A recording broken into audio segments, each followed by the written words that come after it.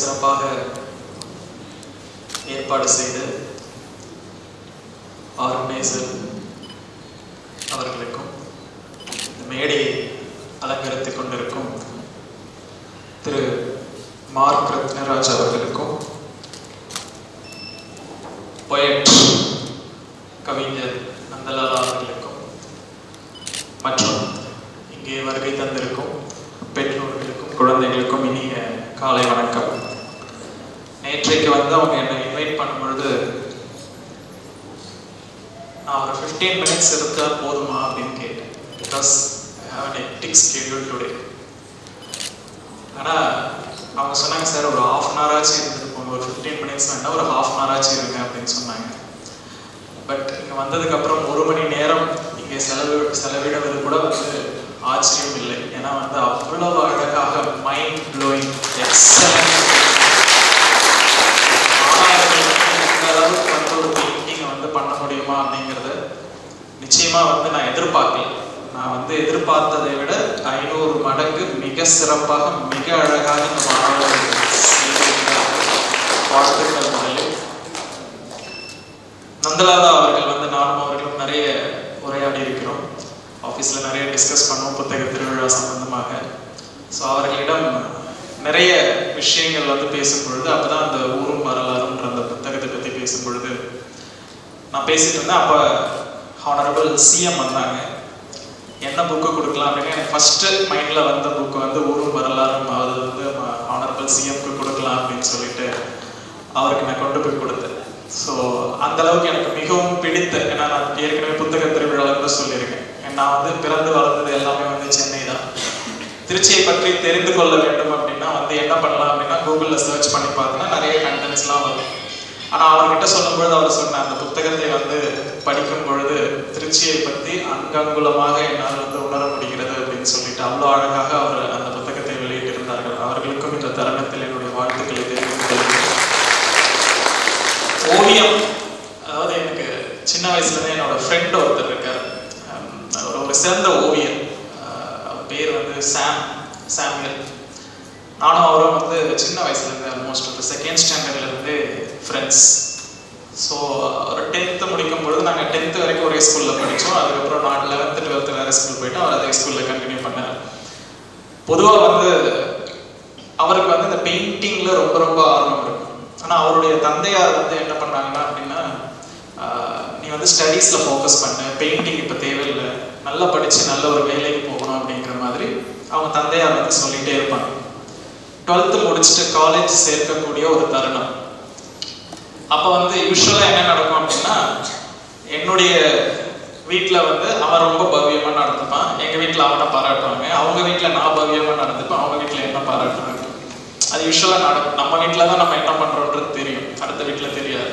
So அவங்க வீட்டில் சொல்லுவாங்க, அந்த பிள்ளை எப்படி படிக்கிறப்ப அந்த மாதிரி நீ படிக்கணும் அப்படின்னு சொல்லுவாங்க. எங்கள் வீட்டில் சொல்லுவாங்க, அந்த பிள்ளை வேறு எவ்வளோ ஒழுக்கமாக எவ்வளோ அமைதியாக இருக்கா, அந்த மாதிரி இருக்கணும் அப்படிம்பாங்க.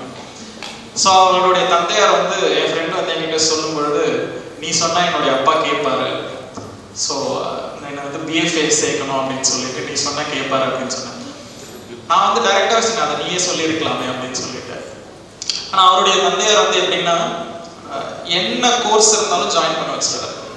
ஒரு கம்ப்யூட்டர் கோர்ஸாக இருக்கட்டும், ஸ்போக்கன் இங்கிலீஷ் கோர்ஸாக இருக்கட்டும், இல்லை ஒரு ஹேண்ட் ரைட்டிங் இம்ப்ரூவ்மெண்ட் கோர்ஸாக இருக்கட்டும், எல்லாத்துலேயும் சரிங்கன்னா தன்னுடைய பிள்ளை வந்து ஒரு மிக சிறந்த மாணவனாக வர வேண்டும். அனைத்து பெற்றோர்களுக்கும் இருக்கக்கூடிய ஒரு விஷயம், மிக சிறந்த மாணவனாக வர வேண்டும் என்பதில் அனைத்து பெற்றோருக்கும் ஒரு ஆசை இருக்கும்.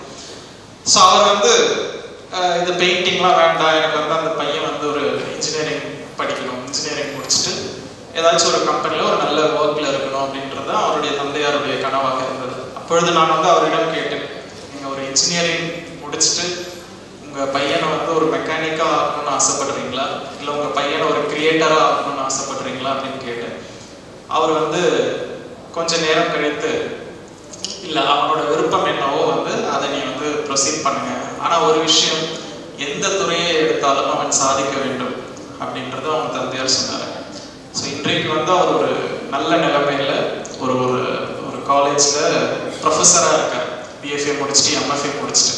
ஸோ அவர் என்னுடைய பாலிய நண்பர் அப்படிங்கிறதுனால சின்ன வயசுலேருந்து எனக்கு வந்து அந்த பெயிண்டிங் எனக்கு தெரியாது, நான் பெயிண்ட் பண்ண மாட்டேன். பட் அவர் வந்து நிறைய நல்ல வரைவார், ஸோ ஸ்கூலில் எப்போ காம்படிஷன் வச்சாலும் வந்து ஃபர்ஸ்ட் ப்ரைஸ் வந்து அவர் தான் வாங்குவார்.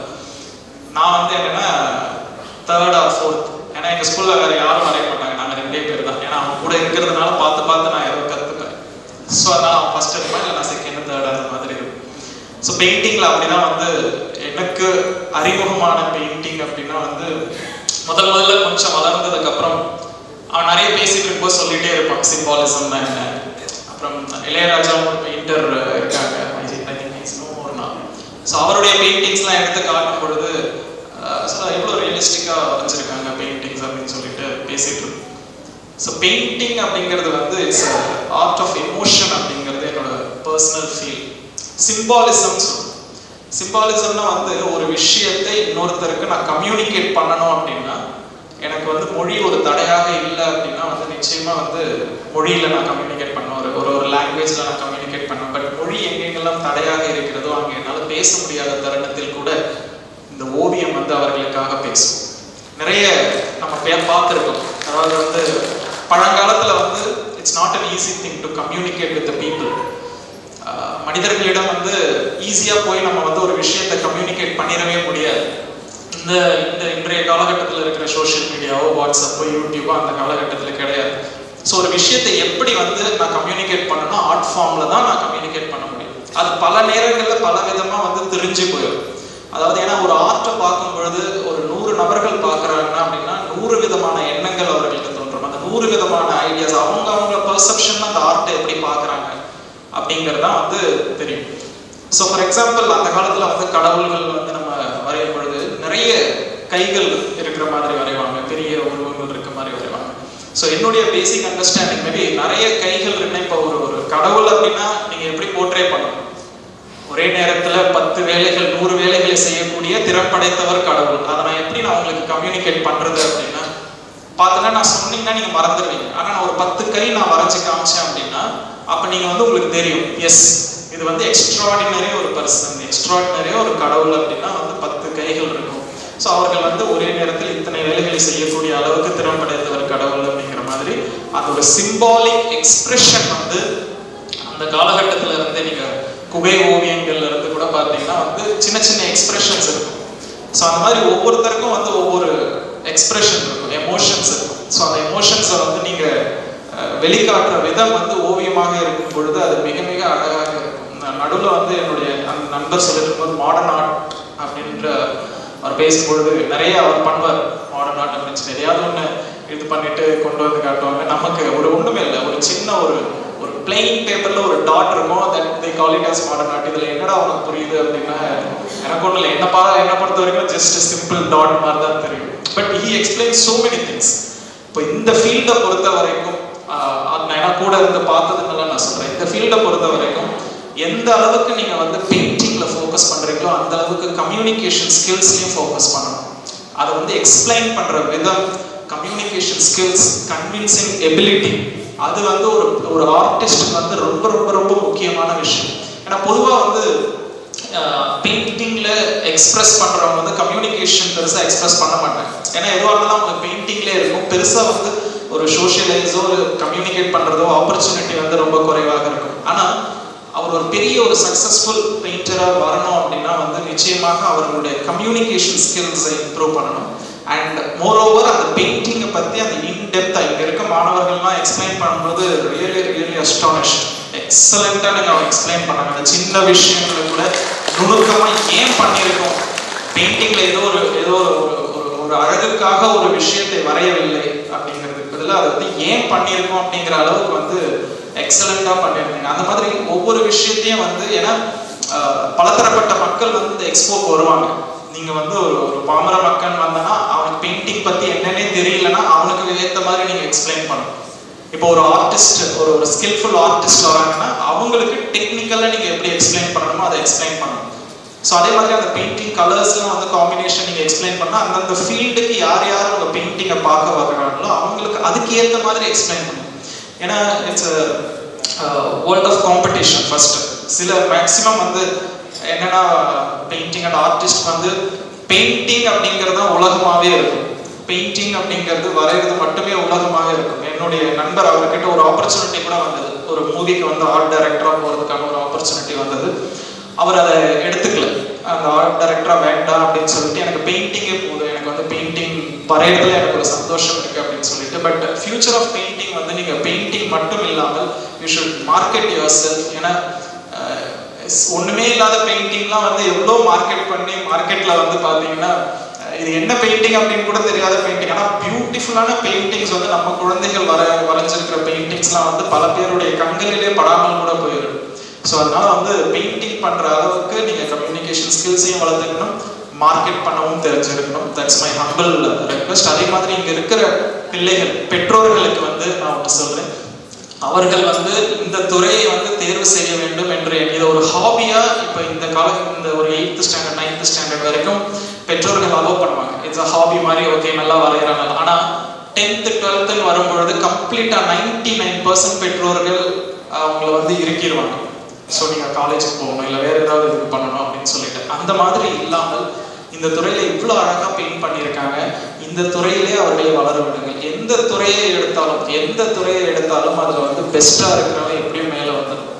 ஸோ அவர்களுடைய கனவு என்ன, அவர்களுடைய ஆசை என்னன்றதை தெரிஞ்சுட்டு அவங்களுக்கு அந்த ஃபீல்டை சூஸ் பண்ணுறதுக்கான ஆப்பர்ச்சுனிட்டியை வந்து பெற்றோர்கள் கொடுக்க வேண்டும். இங்கே இருக்கக்கூடிய குழந்தைகள் மிகப்பெரிய ஒரு கிரியேட்டர்ஸாக வளர்றதுக்கான வாய்ப்புகள் இருக்குது.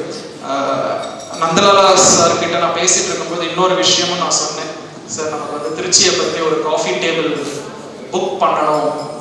மிக அழகாக அவர் ஆல்ரெடி இப்போ இதுவாக கொண்டு வந்துட்டாங்க, புக்காக கொண்டு வந்துட்டாங்க.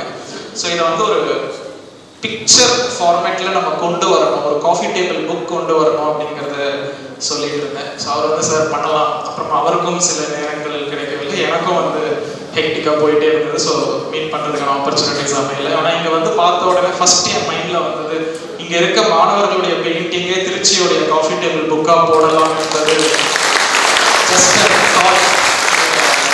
நிச்சயமாக வந்து இங்கே இருக்கக்கூடிய பெயிண்டிங்ஸில் இருக்கிற அத்தனை பெயிண்டிங்ஸும் நம்மளுடைய திருச்சி மாவட்டத்தினுடைய வெப்சைட்லேயும் வரும், திருச்சி மாவட்டத்தினுடைய காஃபி டேபிள் புக்காகவும். அதுக்கு வந்து I request Mark sir and Nandalala and design sorry I forget your name, Ashrat Begum. Excellent. இவ்வளோ ஸ்டூடெண்ட்ஸை ரொம்ப அழகாக ட்ரெயின் பண்ணி ரொம்ப அழகாக கோஆர்டினேட் பண்ணியிருக்கீங்க. I request you to come up with a beautiful proposal and to have a coffee table for Tiruchirappalli district. உங்களுடைய குழந்தையுடைய பெயர் வந்து திருச்சிராப்பள்ளி மாவட்டத்தினுடைய டிஸ்ட்ரிக்ட் அட்மினிஸ்ட்ரேஷன் வெப்சைட்டில் இருக்கும், காஃபி டேபிள் புக்லேயும் இருக்கும். இங்கே இருக்க பெயிண்டிங்கில் I will take opportunity to buy one painting. நான் இங்கே இருக்க ஒரு பெயிண்டிங்கை நான் எடுத்துக்கிறேன். பட் அதனுடைய செலெக்ஷன் வந்து ஜூரியை நான் அவங்க கிட்ட விடுறேன், எது பெஸ்ட் பெயிண்டிங்கோ I will take that painting. And next time when I meet the Honorable CM, I will give that present that painting to Honorable CM. Thank you.